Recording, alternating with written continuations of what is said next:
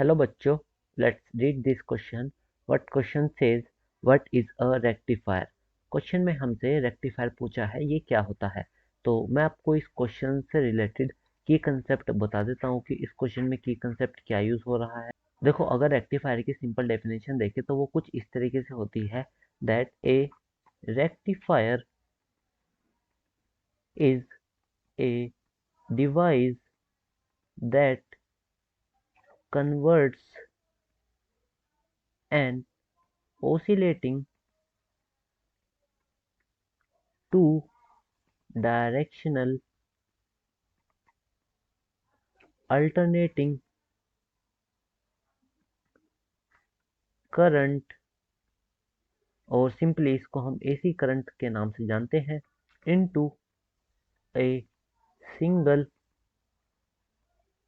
Directional direct current, और इसको हम डीसी के नाम से जानते हैं, दिस इज डीसी करंट। तो ये हमारा सिंपल सा रेक्टिफायर का वर्क फंक्शन होता है, ये इसकी डेफिनेशन होती है। ये क्या करता है कि आपका जो अल्टरनेटिंग करंट होता है जो कि ओसिलेट करता है इन टू डायरेक्शन, उसको कन्वर्ट करता है डीसी करंट में जो कि एक डायरेक्शन में फ्लो होता है। और इसको मैं वेव फंक्शन की तरह से समझाऊं तो कुछ इस तरीके से होएगा कि जो आपका एसी करंट होता है इसके वेव फंक्शन कुछ इस तरीके से दिखता है।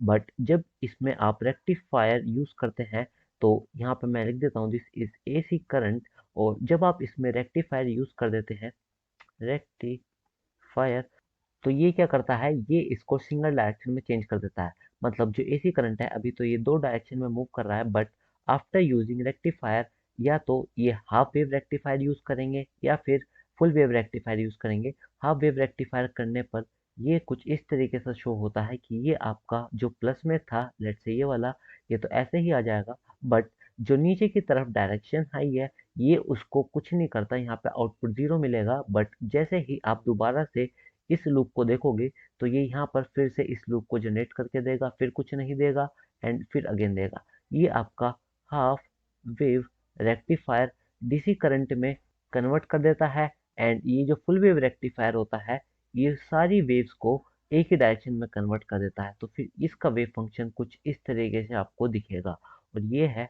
Full wave rectifier. और यही आपके क्वेश्चन का फाइनल आंसर हो जाएगा। I hope you guys understood this. Thank you so much. Take care.